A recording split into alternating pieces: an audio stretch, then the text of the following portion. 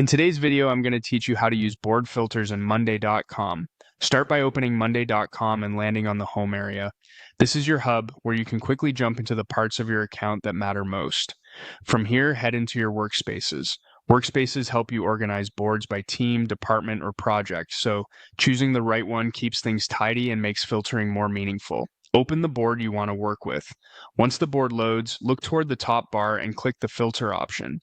This opens the filtering panel where you can narrow down exactly what you want to see without changing any data. Filters only affect your view, so they're safe to use and easy to adjust as you go. At the top of the panel, you'll see all columns. Think of this like a quick search that scans across multiple fields. Type a keyword, a client name, or a phrase you remember, and the board will immediately reduce to matching items. It's perfect when you know a bit of what you're looking for but aren't sure which column it lives in. Next, refine by group. Boards often contain multiple groups, such as sections for different stages, teams, or priorities. Selecting one or more groups zeroes in on the area you care about while hiding the rest, so you can focus on just that slice of the board.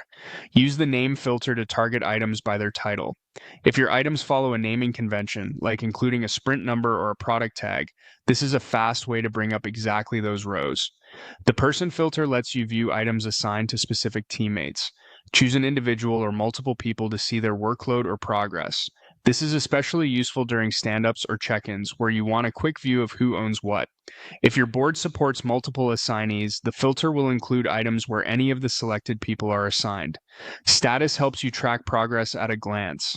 Pick the status values you want to include, such as items that are in progress or blocked, and the board will immediately reflect only those states. This is great for spotting bottlenecks or verifying what's ready to move forward.